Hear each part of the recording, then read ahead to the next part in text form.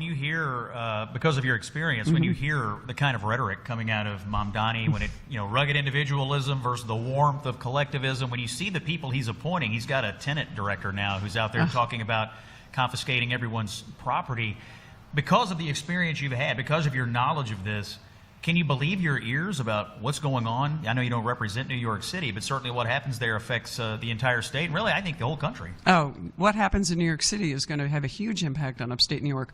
Their controlling policy, their extreme gerrymandering of districts and the way that they've done redistricting the Assembly and Senate seats, everything they've done has created this inability for Republicans to even have a voice in what Zohran Mamdani is going to do. I mean, look, he is the direct opposite of everything our Constitution stands for, what our founders stood for, imagine an original colony, and how tragic for the city of New York after having the worst terrorist attack in our nation's history on its soil during 9/11, and now we've installed a person who is standing up and getting sworn in on the Koran, and also not living up to our constitutional principles, hiring people who are actually standing up for things that are the opposite of what our Constitution is about. We talk about freedom, individual rights. That's what are the founding principles of our Constitution. But one of the things that people need to remember is the concept that is most mentioned, either directly or indirectly in our Constitution, is the ability of citizens to have private property, to own their homes, to be protected.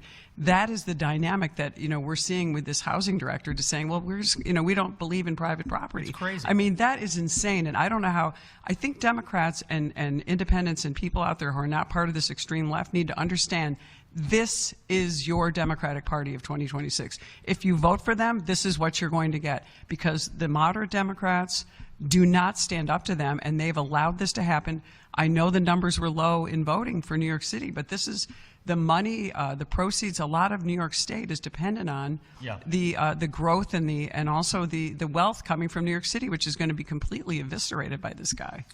For full shows, live and on demand, it's Salem News Channel.